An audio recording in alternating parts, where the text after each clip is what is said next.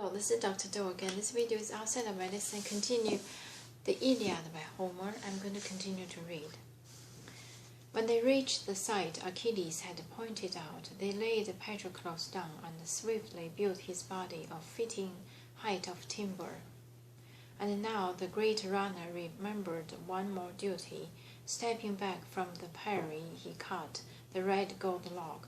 He'd let grow long as a gift to the river god Serpicus. Scanning the wine-dark sea, he prayed in anguish, "Spurcus, all in vain my father Pelos vowed to you that there, once I had drawn it home to my own dear fatherland, I'd cut this log for you and offer splendid victims. Dedicate 50 young, ungilded ram to your springs, and there, at the spot where your grove and smoking altar stand." So the old king vowed, but you've destroyed his hopes. Now, since I shall not return to my fatherland, I'd give my friend this log, and let the hero Patroclus bear it on his way. With that, Achilles placed the log to his dear comrade's hands and stirred in the man again a deep desire to grieve. And now the sunlight would have set upon their tears if Achilles had not turned to Agamemnon quickly. "Atreides, you are the first the armies will obey. Even of sorrow men can have their fill. So now dismiss them from the prairie. Have them prepare an evening meal. We are the closest to the dead. We'll see to all things here, but I'd like the leading captains to remain." Hearing this wish, the lord of men, Agamemnon, dismissed the troops at once to the balanced ships, but the chief mourners stayed in place, piled timber, and built a prairie 100 feet in length and breadth, and aloft inlaid the corpse with heavy, aching hearts, and droves of fat sheep and shambling crook-horned cattle they led before the prairie, skinned and dressed them well, and the great-hearted Achilles, flancing fat from all, wrapping the corpse with the fold of it, head to toe, and then heaped the flayed carcasses round Patroclus. He set 2 handle jars of honey and oil beside him, leaned them against the berry, and then with wild zeal slung the bodies of 4 massive stallions onto the prairie, and gave a wrenched groan.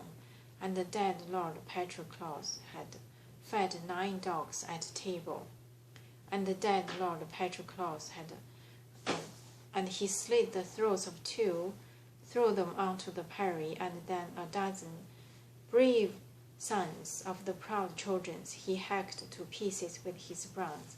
Achilles' mighty heart was erupting now with slaughter.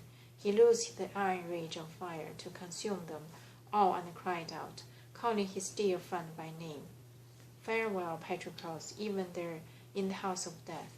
All that I promised once I have performed at last. Here are 12 brave sons of proud Trojans. All the fire that feeds on you devours them all, but not Hector, the royal son of Priam. Hector I will never give to the hungry flames. Wild dog will bolt his flesh." So he threatened, but the dogs were not about to feed on Hector. Aphrodite, daughter of Zeus, beat off the packs day and night, anointing Hector's body with oil, ambrosial oil of roses, so Achilles could not rip the prince's skin as he dragged him back and forth. And around him Phoebus Apollo brought a dark cloud down from high sky to the plain to shroud the entire space where Hector's body lay, before the sun-white fury could sear away his flesh, his limb, and sinews. But prairie of dead Patroclus was not burning, and swift-running Achilles thought of what to do. Stepping back from the prairie, he prayed to the 2 winds, Zephyr and Boreas, brimming cup from a golden goblet, begging them to come, so the wood might burst in flame, and the dead burn down to ash with all good speed.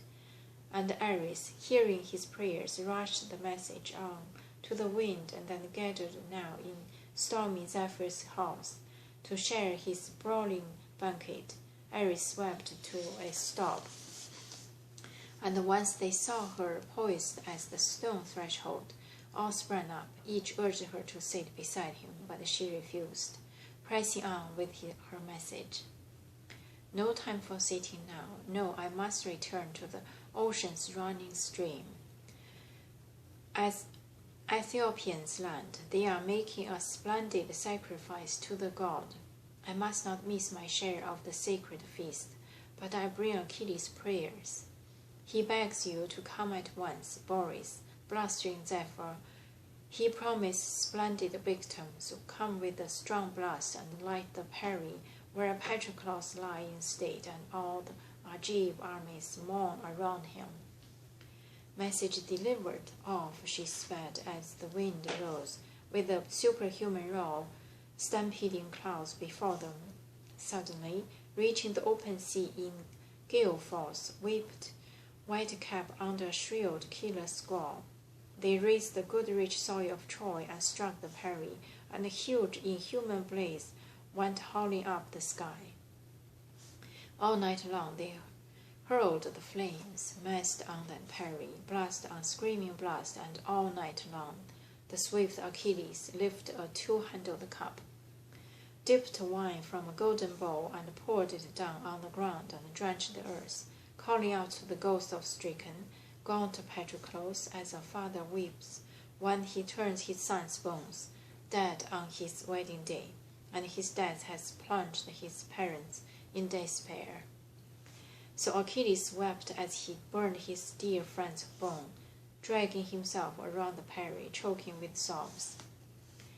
At that hour the morning star comes rising up to herald a new day on earth, and riding in its wake the dawn, flying out her golden robe across the sea. The funeral fires sank low and the flames died down, and the wind swung round and headed home again over the Thracia sea, and the heaving swells moaned. And at last Achilles, turning away from the corpse fire, sank down, exhausted. Sweet sleep overwhelmed him, but Agamemnon's followers grouped together now, and as they approached Achilles, the din and the trembling of their feet awoke him. He sat up with a start and made his wishes known. Atreus, chief of Achilles' united forces, first put out the fire with glistening wine, wherever the flames still burn in their fury. Then let us collect the bones of Menelaus' son, Patroclus, pick them out with care, but they cannot be mistaken. He lay amidst the pair, apart from all the others, burned at the edge, the rock of men and horses. They let us place his bones in a golden urn, sealed it tight and dry with a double fold of fat, till I myself lay hid in the strong house of death.